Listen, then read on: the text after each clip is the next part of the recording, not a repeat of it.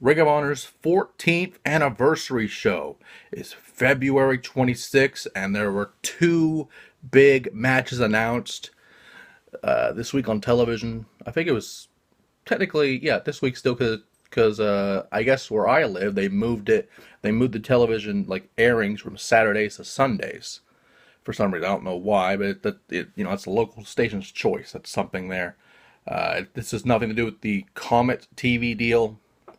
For those who don't know, Ring of Honor moved from Destination America to Comet, which is a Sinclair broadcasting network. So they have those Wednesday episodes on there, which are basically, for those who don't know how this all works, basically they'll air it in your local.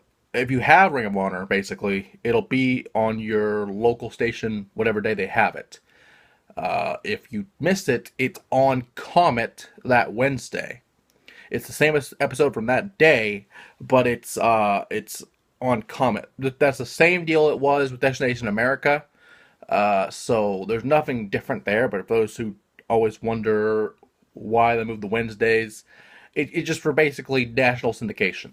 Which, if you don't have a syndication deal in America, if you're an American-based company rather, and you don't have syndication, you're fucked.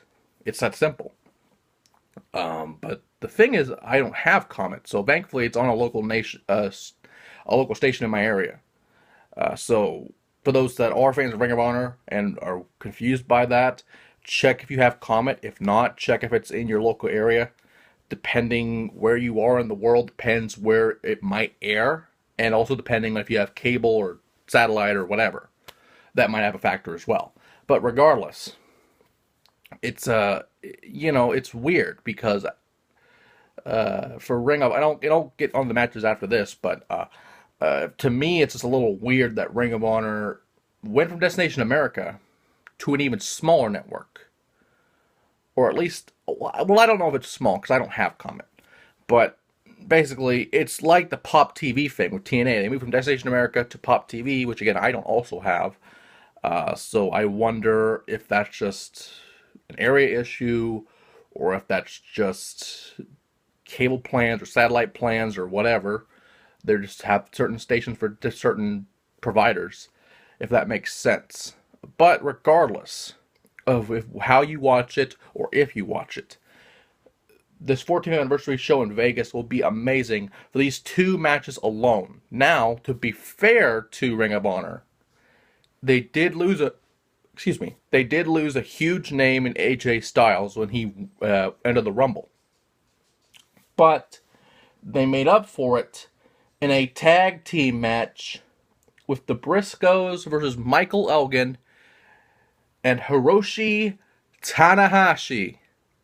It is a great time to be a Ring of Honor fan, especially with the working agreement with New Japan Pro Wrestling, bringing Tanahashi in. And for those who have never seen Tanahashi before, a former IWGP Intercontinental Champion, a former IWGP Heavyweight Champion, Junior Heavyweight Champion. I mean, God, the guy has almost done it all. He may be a tag champion there, I don't know. But the thing is, Tanahashi is basically, for those who don't know, Tanahashi is the Cena of New Japan. And I say that not to knock on him at all. That is just, he is probably one of the most over, besides Nakamura, he's one of the most over guys in New Japan to date. They're one of his biggest stars. So I say that as a compliment to him, not as an insult, like I normally would with Cena. But that being said, I don't know who's going to win this. I don't know. Because on one side you have former multiple-time Ring of Honor tag champions in the Briscoes, but you have that unknown factor of Elgin and Tanahashi. I don't even know if they've teamed before. They might have, but I don't think they have. So with that being said, I have to go with the X factor here with the Tanahashi and Elgin, because they're not going to bring him in if Tanahashi's going to lose. They're not going to have him get squashed. It's going to be a good match. It's going to be a great match. But my understanding is that Tanahashi probably will get over in this match, regardless if he wins or loses. But I just feel that they'll have Tanahashi win the match. Because with the working agreement with New Japan, regardless of if their talent wins or loses, they'll have amazing matches. Look at Nakamura and Kevin Owens back when he was still Kevin Steen. An amazing match, and even though Owens won, Nakamura looked strong as hell in this match. It was great. But for the world title, Jay Lethal defends against Adam Cole and Kyle O'Reilly.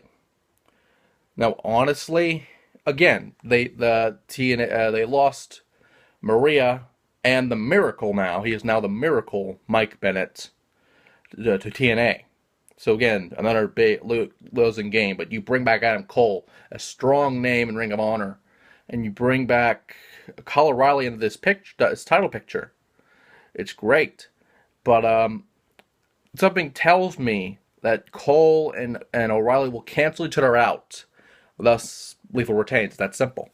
But hopefully that's not the case because, Lethal won the title a while back at, I believe it was either Death Before Dishonor or it was Death Before Dishonor, I think, because that's the only way he could win the title at that point.